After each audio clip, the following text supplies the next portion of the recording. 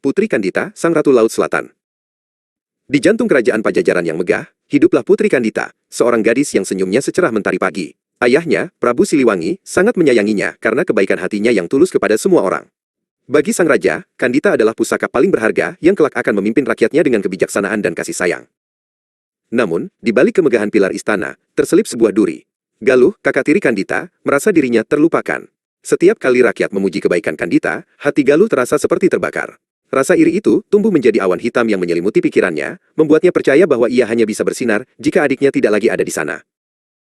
Di bawah naungan bulan yang tertutup awan, Galuh menemui Nirawit, seorang penyihir tua yang tinggal di gubuk akar. Galuh menyerahkan sebuah kotak berisi perhiasan emas sebagai imbalan untuk menghancurkan kecantikan adiknya. Dengan tawa yang menyeramkan, Nirawit merapalkan mantra kuno di atas kuali yang berasap, memanggil kutukan yang akan mengubah hidup sang putri selamanya. Kutukan itu menyerang dengan cepat. Keesokan harinya, tubuh Kandita dipenuhi luka yang sangat menyakitkan. Prabu Siliwangi merasa dunianya runtuh melihat putri kesayangannya menderita dalam diam. Meski ia telah memanggil semua tabib terbaik di seluruh negeri, tidak ada satupun yang mampu melawan kekuatan sihir hitam yang begitu gelap. Menyadari kehadirannya menimbulkan kegelisahan di istana, Kandita membuat keputusan yang berani. Dengan langkah gontai namun hati yang teguh, ia meninggalkan kenyamanan istana saat fajar menyingsing.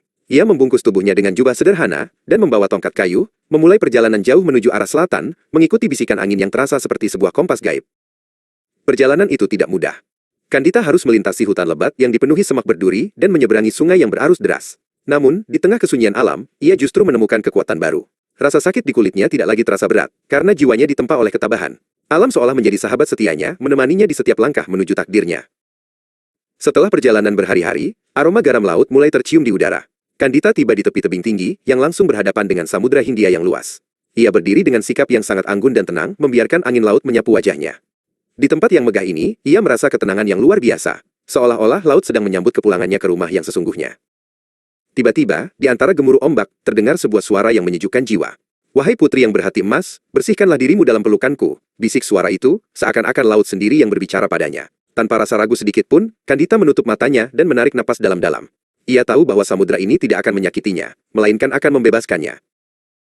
Kandita melompat ke dalam gulungan ombak yang dingin. Keajaiban pun terjadi. Saat air laut membasuh tubuhnya, sihir hitam itu luntur seketika.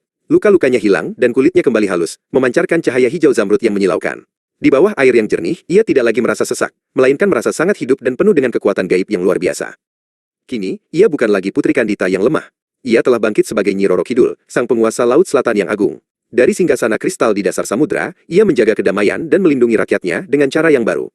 Kisahnya abadi sebagai pengingat bahwa ketulusan hati akan selalu menemukan jalannya menuju kemuliaan, bahkan melalui badai yang paling besar sekalipun.